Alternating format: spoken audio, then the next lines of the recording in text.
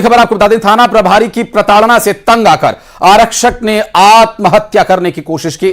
दफ्तर में पंखे पर फंदा लगाकर जान देने की कोशिश की। स्टाफ की सूझबूझ से आरक्षक की जान बच गई है। थाना प्रभारी पर गाली गलौज करने का आरोप लगाया गया है। आपको बता दें कि ये जो पूरा विषय है सामने आया बिलासपुर से, जहां पर एक घटना हुई जिसमें बताया जा रहा है कि थाना प्रभारी की प्रताड़ना से तंग आकर आरक्षक ने आत्महत्या की कोशिश की। दफ्तर में पंखे पर फंदा लगाकर जान देने की कोशिश की। स्टाफ की सूझबूझ से आरक्षक की जान बच गई। थाना प्रभारी पर गाली गलौज करने का आरोप लगाया गया है। आपको बता दें कि प्रताड़ना से तंग आकर आरक्षक ने आत्महत्या की कोशिश की और दफ्तर में पंखे पर फंदा लगाकर जान देने की कोशिश की। हालांकि जो वहां मौजूद स्टाफ था उसने तत्परता दिखाते हुए, सूझबूझ दिखाते हुए, समझदारी का परिचय देते हुए उसे बचा लिया और थाना प्रभारी पर गाली गलौज करने का, प्रताड़ित करने का आरोप लगाया गया है। और अब देखना होगा कि इस पूरे मामले में कार्रवाई क्या कुछ की जाती है। और जिस तरह से ये पूरी घटना सामने आई है, ये चिंताजनक विषय है और हैरान कर देने वाला एक मामला। उमेश हमारे सहयोगी जुड़ गए हमारे साथ। उमेश, क्या डिटेल्स मिल पा रही है, आखिर क्या है पूरी कहानी? देखिए, ये सिपत थाना क्षेत्र का पूरा मामला है। यहाँ पर थाना प्रभारी कृष्णचंद सिदार है, जिनका जो आरक्षक है जिसने सुसाइड करने की कोशिश की है, उसका ये आरोप है कि किसी लगातार गाली गलौज उसके द्वारा किया जा रहा था, जिससे वो आरक्षक परेशान होकर विवेचक कक्ष है वहां पर फांसी लगाने की कोशिश की। हालांकि जो स्टाफ था वो सूझबूझ दिखाते हुए उस आरक्षक को फंदे से झूलने से पहले उतार लिया गया। फिलहाल इस पूरे मामले को लेकर उसने उच्च अधिकारियों से शिकायत की है। इसके साथ ही जो डीएसपी है उससे भी शिकायत की है कि जो प्रभारी है कृष्णचंद सिदार, वो लगातार गाली गलौज करता है, स्टाफ से बिहेव करता है। इसके साथ ही ग्रामीणों की भी शिकायत की गई है, ग्रामीणों के द्वारा भी बैठक की गई है, जिसमें ये शिकायत की गई है कि उसका जो रवैया है ग्रामीणों के साथ वो ठीक नहीं है। फिलहाल देखना होगा कि इस पूरी शिकायत के बाद क्या कुछ एक्शन जो है पुलिस विभाग लेता है, लेकिन कहीं ना कहीं एक बड़ा मामला निकलकर सामने है। इसके साथ ही अगर हम देखें तो सरकंडा थाने में भी इसी तरीके की प्रताड़ना से तंग आकर एक आरक्षक ने सुसाइड कर लिया था। एक बार फिर से इसी तरीके का मामला आया है। अब देखना ही होगा कि इस पूरे मामले को किस तरीके से पुलिस विभाग गंभीरता से लेता है। नजर बनाए रखिएगा उमेश, आगे डिटेल्स लेंगे आपसे। बहुत शुक्रिया फिलहाल। और गर्मियों में दुकानों और अन्य जगहों पर आग लगने की घटनाएं बढ़ गई हैं और ऐसे में कभी भी बड़ा हादसा हो सकता है। सीएम विष्णुदेव साय ने प्रतिष्ठानों में अग्निशमक यंत्रों की जांच करने के निर्देश दिए हैं और सीएम साय ने निर्देश दिए हैं कि अग्निशमक यंत्र की सुविधाएं सुनिश्चित होनी चाहिए। सीएम ने दुर्घटनाओं पर रोक लगाने के लिए नियमों का कड़ाई से पालन करने के निर्देश दिए हैं।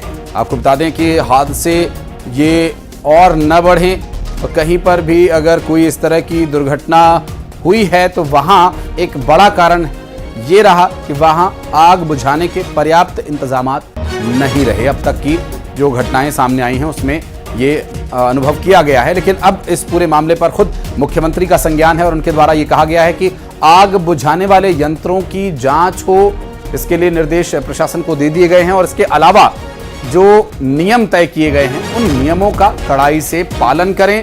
हादसों को रोकने के लिए ये अति आवश्यक है। मुख्यमंत्री विष्णुदेव साय का इस पूरे मामले पर गंभीरता दिखाते हुए निर्देश, और उनका यह कहना है कि अग्निशमक यंत्रों की न सिर्फ जांच हो बल्कि नियमों का भी कड़ाई से पालन करने की आवश्यकता है, जिससे कि जो आगजनी की घटनाएं हैं, जो इस भीषण गर्मी में आए दिन कहीं ना कहीं आग लगने की घटनाएं सामने आ रही हैं, चिंता का एक कारण है। और इस पूरे मामले पर निर्देश दिए गए हैं और इनका पालन करने की आवश्यकता है। जितने भी छोटे या बड़े संस्थान हैं जहां पर कितनी गैदरिंग होती है या उसके हिसाब से वहां पर व्यवस्थाएं होनी चाहिए। युगल तिवारी हमारे सहयोगी जुड़ गए, हमारे साथ बात करेंगे उनसे। युगल, जिस संस्थान में जितने सहयोगी जुड़ते हैं या जितने लोग जुड़ते हैं उसके हिसाब से वहां पर व्यवस्थाएं होनी ही चाहिए, और अब मुख्यमंत्री आगजनी की घटनाओं को लेकर पूरी तरह से तत्पर हैं। खुद निर्देश उन्होंने दिए हैं कि नियमों का पालन हो न सिर्फ बल्कि अग्निशमक यंत्रों की जांच भी होनी चाहिए। देखिए आशीष, राजधानी अगर हम रायपुर की बात करें तो बीते 1.5 सालों में 935 आगजनी की घटना हुई है और ये आंकड़े चौंकाते हैं। अगर हम ऐसे बात करें तो हर दिन 2 आग की घटनाएं हो लगातार सामने आ रही है। तो इससे साफ जाहिर है कि चाहे व्यावसायिक प्रतिष्ठान हो, चाहे फिर बड़े बड़े भंडारण केंद्र हो या फिर डिपो हैं, यहाँ तमाम लापरवाही है बढ़ती जा रही है और आगजनी की वजह से अरबों रुपए का नुकसान हो रहा है। ये सीधा राजस्व की हानि है, बड़ा नुकसान होता है। तो इसे लेकर के मुख्यमंत्री विष्णुदेव साय ने एक ट्वीट भी किया है और साथ ही साथ लोगों से अपील भी की है, उन प्रतिष्ठानों से अपील की है कि जहां पर इस तरह से आग लगने की घटनाएं घटित ना हो, पुनरावृत्ति ना हो, तो ऐसे संस्थानों पर अग्निशामक जो यंत्र है उसकी समुचित व्यवस्था हो। साथ ही विभागीय अधिकारियों को निर्देश भी दिए हैं कि इस नियम का कड़ाई से पालन करें ताकि आगजनी की घटनाएं ना घटित हो। अब आप देख सकते हैं जिस तरह से गोंदवारा में आगजनी की घटना घटित हुई, उसमें 2 लोग जिंदा जल गए और अरबों रुपए के नुकसान इस तरह के आगजनी की घटना में जो नुकसान है वो होता है। बड़ी क्षति राज्य को होती है और इसका भरपाई कमोबेश आम लोगों को ही या फिर सरकार को ही करनी पड़ती है। बिल्कुल, और लोगों को भी इसका सीधा सीधा नुकसान होता है। बहुत बहुत शुक्रिया आपका इस पूरे मामले पर जानकारी देने के लिए। युगल, आगे डिटेल्स आपसे लेते रहेंगे। बहुत बहुत शुक्रिया।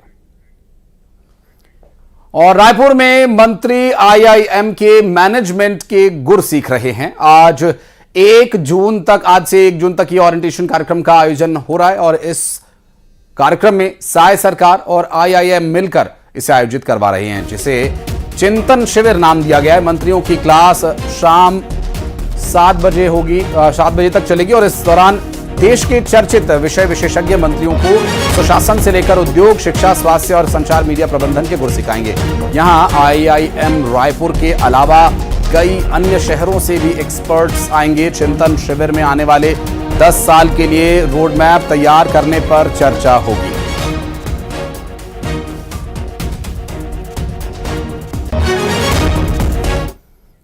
और 5 महीने में बीजेपी के सुशासन की पोल खुल गई है। बीजेपी के चिंतन शिविर पर कांग्रेस ने तंज कसा। कांग्रेस प्रवक्ता धनंजय ठाकुर ने आरोप लगाया कि प्रदेश में अराजकता का माहौल है और ये कितनी भी ट्रेनिंग ले लें, काम तो कमीशन खोरी का ही करेंगे। ट्रेनिंग की आवश्यकता तो इनको है ही, लेकिन ये जनता से अगर मुलाकात नहीं करेंगे, जनता की समस्याओं को सुनेंगे नहीं, तो कितने भी ट्रेनिंग कर ले, कितने भी इनको प्रशिक्षण दिया जाए, इनको काम तो वही करना है, कमीशन खोरी और भ्रष्टाचार करना। और आज स्पष्ट हो गया है कि 15 साल भाजपा के जो सरकार था, जिस प्रकार से अराजकता का माहौल था, 5 महीने में दिख रहा है। और कांग्रेस शासनकाल के दौरान जो गुड गवर्नेंस था वो पूरी तरीके से खत्म हो गया। और आकाश शुक्ला हमारे सहयोगी इस वक्त हमारे साथ जुड़ गए, उनसे बात करेंगे। आकाश, ये आईआईएम की ट्रेनिंग पर भी अब विरोध हो रहा है, तो विपक्ष का काम विरोध करना है, विरोध के लिए विरोध हो रहा है या वाकई कोई गंभीर विषय विपक्षी दलों को नजर आ रहा है इसमें?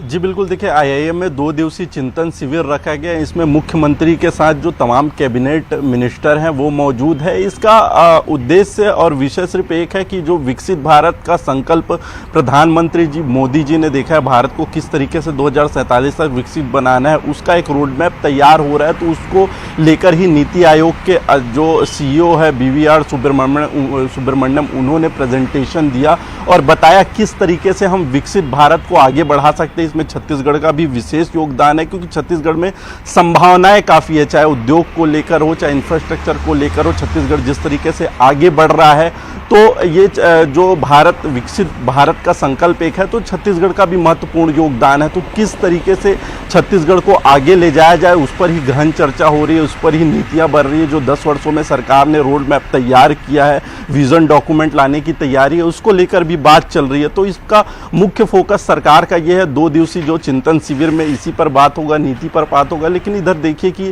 भाजपा के इस शिविर पर जो तंज कसा है कांग्रेस ने, वो एक विपक्ष के नाते कसा है। लेकिन सरकार का जो उद्देश्य है, किसी भी सरकार का, वो प्रदेश को आगे ले जाना है, इस पर ही बात हो रही है। जी बहुत शुक्रिया आपका इस जानकारी के लिए आकाश। और बढ़ते हैं आगे, फटाफट अंदाज में 20 बड़ी खबरें आपको दिखाते हैं।